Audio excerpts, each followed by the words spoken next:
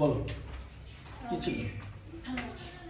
যদি দুই অঙ্কের একটি ধনাত্মক সংখ্যাকে উহার এককের ঘরের অঙ্ক দিয়ে গুণ করলে গুণফল 189 হয় এবং দশকের ঘরের অঙ্কের এককের সঙ্গে অঙ্কের দ্বিগুণ হয়, তবে এককের ঘরের অঙ্কটি নির্ণয়। আচ্ছা, দুই অঙ্কের একটি ধনাত্মক সংখ্যাকে এককের ঘরের অঙ্ক দিয়ে গুণ করলে 189 হয় এবং দশকের ঘরের অঙ্ক এককের ঘরের অঙ্কের দ্বিগুণ। দশকের ঘরের অঙ্ক, ঠিক আছে, দশকের ঘরের অঙ্ক এককের ঘরের অঙ্কের দ্বিগুণ। তাহলে একক হচ্ছে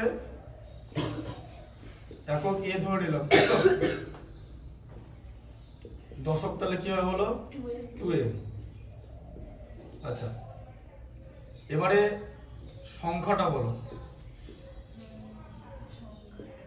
সংখ্যাটা কি হবে?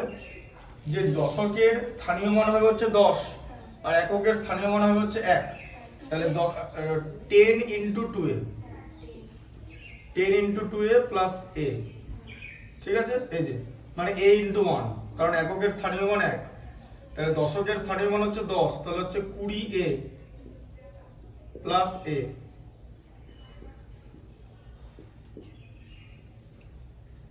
ইকুয়াল টু হচ্ছে 21a, ঠিক আছে।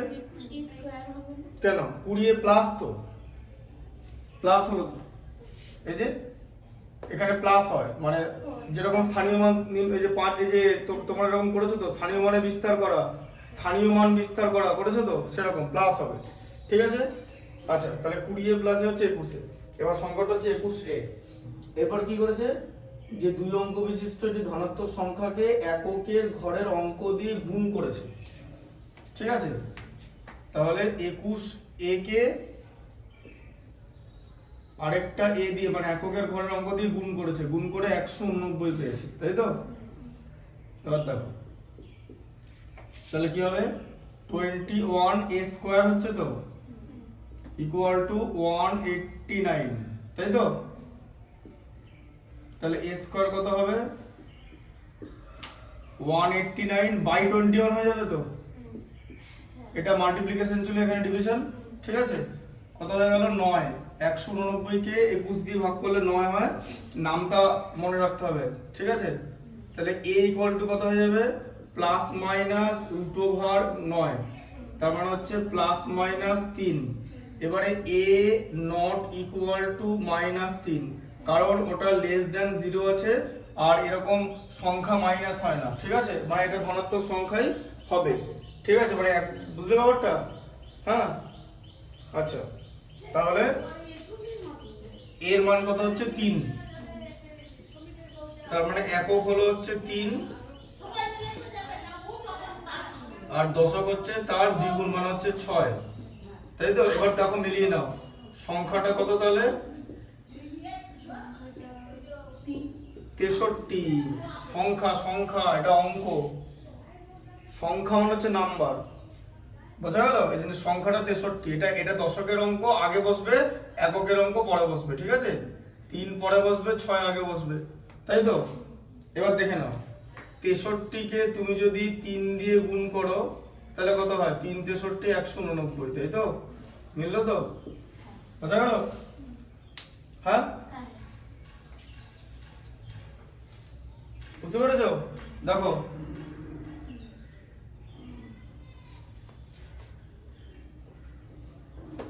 বুঝতে না পারলে বাড়িতে গিয়ে দেখে নেবে বা এখানে জিজ্ঞেস করবে, ঠিক আছে। আর বাড়িতে যদি দেখার পর বুঝতে না পারো তাহলে বলবে মানে যেখানে মানে কি করে বলবে, ডাউট দেবে, কমেন্ট সেকশন থাকে জানো তো, সেখানে কমেন্ট করে দেবে যে এই জায়গাটা বুঝতে পারছি না, তখন আমি দেখে নিতে পারবো। আর যা কমেন্ট মানে এলে আমি ওটা দেখতে পাই, ঠিক আছে, ওটা সিস্টেম ভাবে করা আছে। কিন্তু স্টুডেন্টকে বলতে হবে ঠিক এক্স্যাক্টলি কোন জায়গাটা বুঝতে পারছে না, তাহলে টিচার বুঝতে পারবে যে সে অ্যাটলিস্ট ওটা দেখেছে, দেখে এই জায়গাটা ডাউট হয়েছে।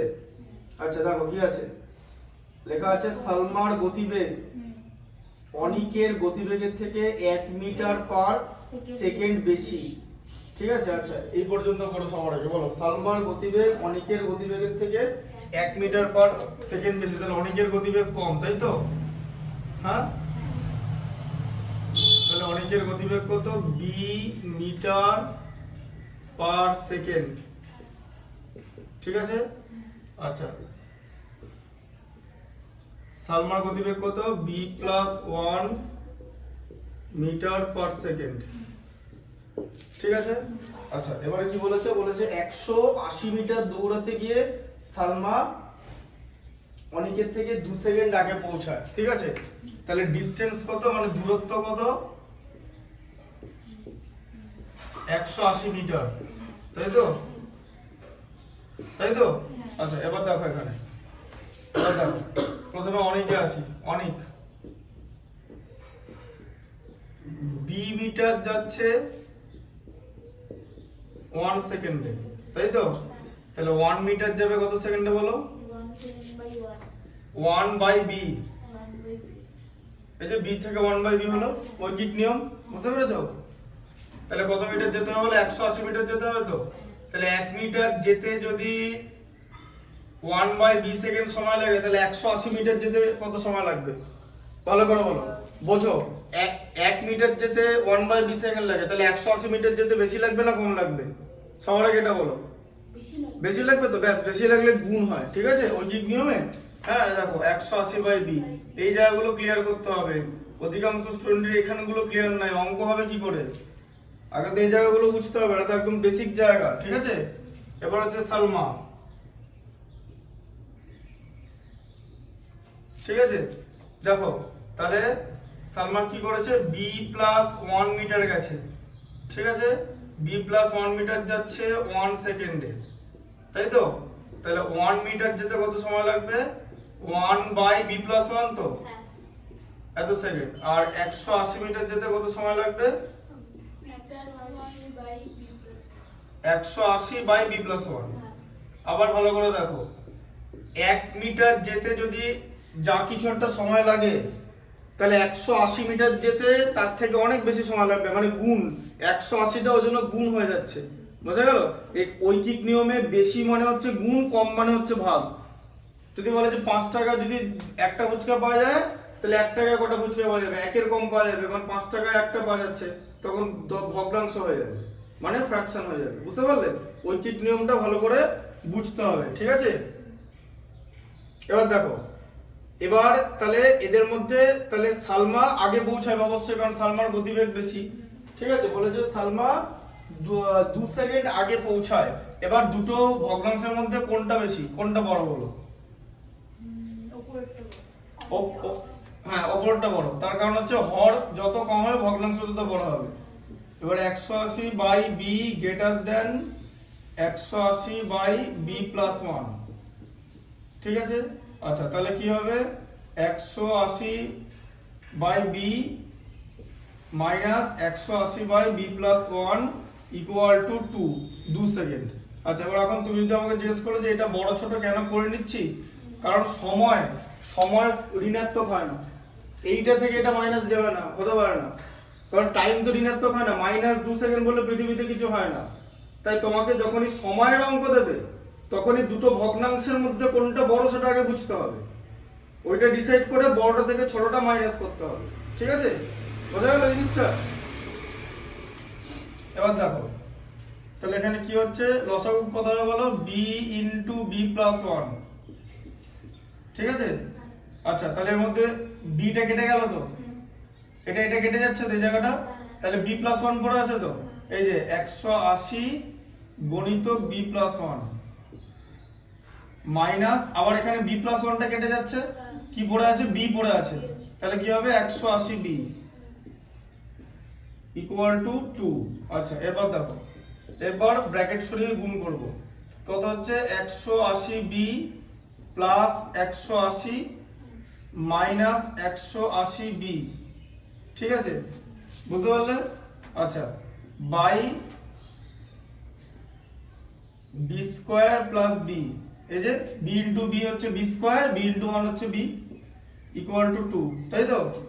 আচ্ছা, 180 বি কেটে গেল, প্লাস মাইনাস আছে একই রাশি, তাহলে 180 by b square plus b equal to 2/1। এই 2টা 180 সঙ্গে কেটে যাবে 90 দিয়ে, তাই তো? হ্যাঁ, তাহলে কি হলো বলো? B square plus b equal to 90 হয়ে গেল তো। আমি সব কটা স্টেপ দেখালাম কিন্তু, ঠিক আছে? তাহলে b square plus b minus 90 equal to 0। এবার তুমি আমাকে বলো যে 90 থেকে 1 কি করে বানাবে, বলো। 90 থেকে 1 বানাও। 90 থেকে 1 বানাতে হবে তো, বলো 90 থেকে 1 কি করে বানাবে, বুদ্ধি করে বলো কিছু। কিসে কিসে 90 হয় বলো, কাছাকাছি দুটো সংখ্যা বলো, বেশি 10 নয় 10 নয়। হ্যাঁ 10 আর 9, 45 আর 2 বলা যাবে না তো, কারণ কাছাকাছি বলতে হবে তো, যাতে মাইনাস করে 1 আসে। 45 থেকে 2 মাইনাস করলে তো 1 আসবে না, এইগুলো ভাববে। 6 ইনটু 15 করলে হবে না তো, কাছাকাছি নিতে হবে যাতে মাইনাস করলে 1 আসে, ঠিক আছে? তাহলে এটা হচ্ছে b square plus 10 minus 9 b minus 90 equal to 0, ঠিক আছে? তাহলে কত হলো, b square plus 10b minus 9b minus 90 equal to 0। তাহলে এখানে b কমন নাও, b কমন নিলে b ইন্টু বি প্লাস 10, ঠিক আছে? b ইন্টু বি প্লাস 10 হচ্ছে, 10b থেকে b কমন নিলে 10 হয়, তাই তো? এখান থেকে মাইনাস 9 কমন যাবে তো, হ্যাঁ হ্যাঁ মাইনাস 9ই তো আছে, সাইনটা নিয়ে কমন হয়। কোনোদিন মাইনাস থাকলে শুধু 9 কমন যাবে না, ঠিক আছে? তবেই দেখো মাইনাসকে মাইনাস দিয়ে ডিভাইড করলে প্লাস হয়ে গেল, দেখলে? আবার মাইনাসকে মাইনাস দিয়ে ডিভাইড করলে প্লাস হয়ে গেল। 90 কে 9 দিয়ে ভাগ করলে 10। এই ভেতরের ফ্যাক্টরটা কমন হতে হবে, ঠিক আছে? তাহলে b plus 10 into b minus 9 equal to 0, ঠিক আছে? তাহলে b প্লাস 10 ইকুয়াল টু যদি 0 হয়, ঠিক আছে, তাহলে b ইকুয়াল টু মাইনাস 10, ঠিক আছে, লেস দেন 0 হচ্ছে, তাই এটা হবে না, সময় ঋণাত্মক হয় না। আর b মাইনাস 9 ইকুয়াল টু যদি 0 হয়, তাহলে b ইকুয়াল টু 9 হয়, ঠিক আছে? b equal to 9। তাহলে এখানে কি হবে, যে অনিকের গতিবেগ তাহলে কত, 9 মিটার পার সেকেন্ড, এই যে 9 মিটার পার সেকেন্ড, তাই তো? অনিকের গতিবেগে জিজ্ঞেস করেছে, সালমা বলে 10 মিটার পার সেকেন্ড হবে, ঠিক আছে? বুঝতে পারলে?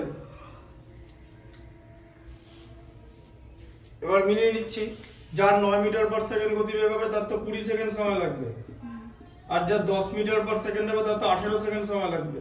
তা 2 সেকেন্ড আগেই তো পৌঁছাচ্ছে, ঠিকই তো আছে, তাই না? বোঝা গেল? ঢুকলো তো মাথায়?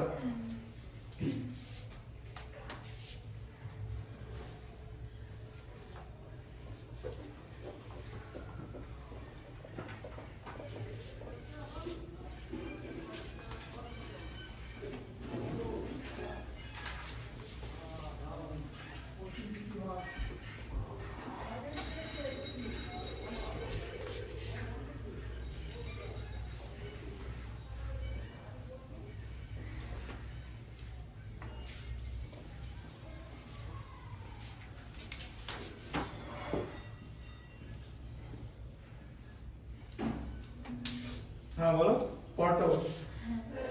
আমাদের পাড়ায় একটি বর্গাকার ক্ষেত্রাকার পার্ক আছে। ওই পার্কে একটি বাহুর দৈর্ঘ্যের থেকে 5 মিটার বেশি দৈর্ঘ্য বিশিষ্ট ও ওই পার্কের বাহুর দৈর্ঘ্য থেকে 3 মিটার কম প্রস্থ বিশিষ্ট একটি আয়তক্ষেত্রাকার পার্কের ক্ষেত্রফল ওই বর্গাকার ক্ষেত্রাকার পার্কের ক্ষেত্রফল দ্বিগুণ অপেক্ষা 78 বর্গমিটার কম হলে বড় ক্ষেত্রাকার পার্কের বাহু দৈর্ঘ্য তাহলে আমাদের তাহলে একটা বর্গক্ষেত্রাকার পার্ক আছে, তাহলে এটাকে ধরে নিলাম বর্গক্ষেত্র, ঠিক আছে? কাছাকাছি লিখবে, এই এরকম করে লিখে বর্গক্ষেত্র বলে দেবো, মানে মোটামুটি ওই কাছাকাছি যেন যায়, ঠিক আছে? যখন ছবি আঁকবে একটু বুঝে আঁকবে, হ্যাঁ? দেখো এটা কি এ, বাহু হচ্ছে এ, তাই তো? বোঝা গেল? আচ্ছা, তাহলে ক্ষেত্রফল এরিয়া, তাহলে ক্ষেত্রফল কত হবে? ক্ষেত্রফল তাই হবে, ক্ষেত্রফল তো বাহু স্কয়ার হয়, বাহু স্কয়ার, এ স্কয়ার হবে, স্কয়ার বর্গক্ষেত্র, মনে রাখতে হবে এগুলো। ম্যাথামেটিক্স মানে সব, ম্যাথামেটিক্স মানে এরকম না যে তুমি ধরো 10 এ উঠেছো 9 এর জিনিসগুলো ভুলে যাবে বা 8 এর জিনিসগুলো ভুলে যাবে, এখানে ভুলে গেলে বিপদে পড়বে, তখন আর লিঙ্ক করতে পারবে না। এবারে স্টুডেন্টরা কেন পরীক্ষা দিয়ে একটা ক্লাসের পরীক্ষা দিয়ে একটা ক্লাসে উঠে যে কেন ভুলে যায় সেটা আমি কিন্তু বলতে পারবো না, কেন ভুলে যায় সেটার ব্যাখ্যা দেওয়া সম্ভব না, সেটা হয়তো একজন কোনো সাইকোলজিস্ট বা সাইকিয়াট্রিস্ট বলতে পারবে, কিন্তু বিষয়টা হচ্ছে আমি তো পড়াই, আমি শুধু এটুকুনি জানি যে ভুলে গেলে হবে না, ভুলে গেলে সেই ম্যাথসটা বুঝতে পারবে না। আমি এইটুখানি বলছি। কেন ভুলে যাবে, কেন অনেক কারণ থাকতে পারে। তুমি বলবে আমি প্র্যাকটিস করিনি, ও বলবে আমার মাথায় ঢোকেনি, ও বলবে এই 500 জন 500 রকম বলবে, কিন্তু তাতে কোনো রকম একটা কোনো কারণে আসা যাবে না। কিন্তু এই জিনিসটা নিশ্চিত যে যে ভুলে যাবে সে বুঝতে পারবে না। বোঝা গেল ব্যাপারটা?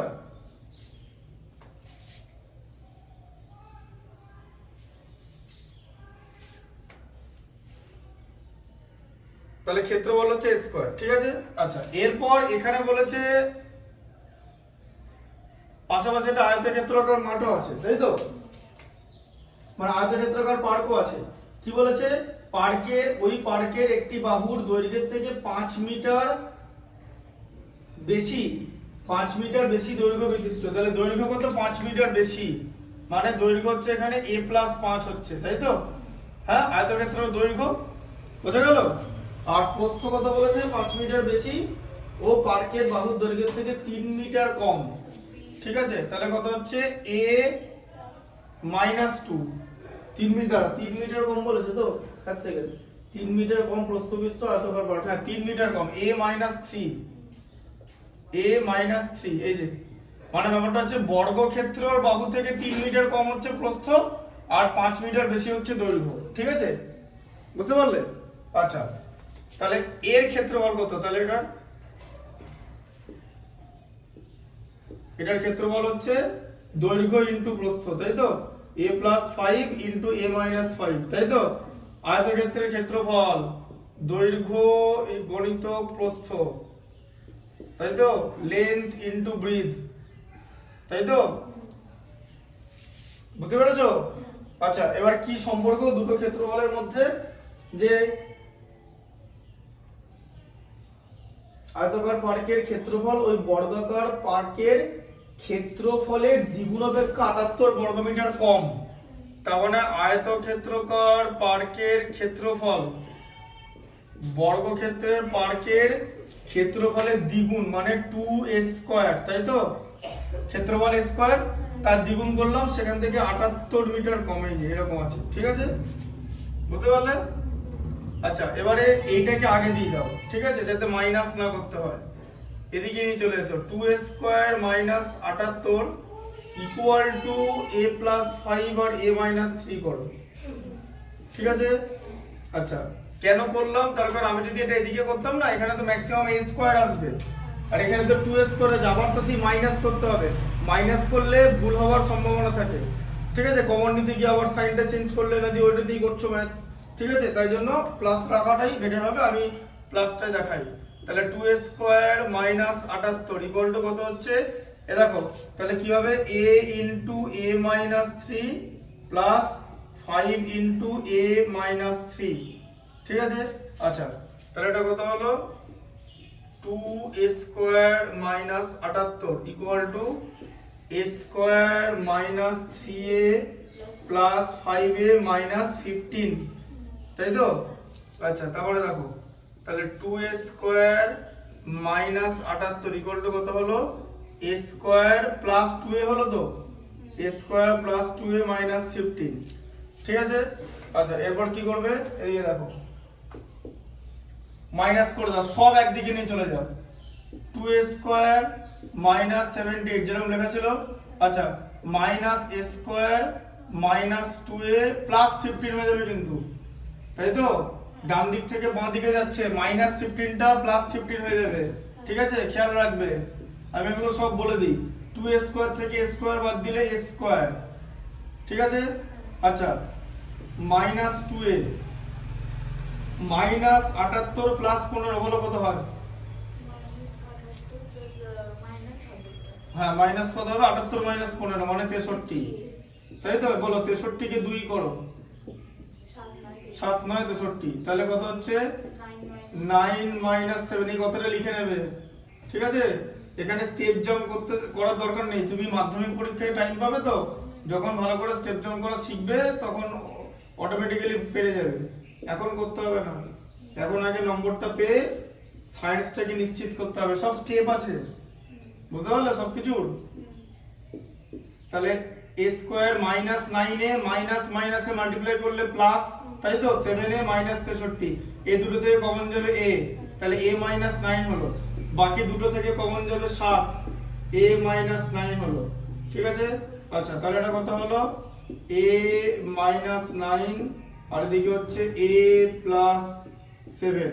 ঠিক আছে, তাহলে a মাইনাস 9 ইকুয়াল টু 0 और a ইকুয়াল টু 9, আবার a plus 7 equal to 0, a equal to minus 7 less than 0।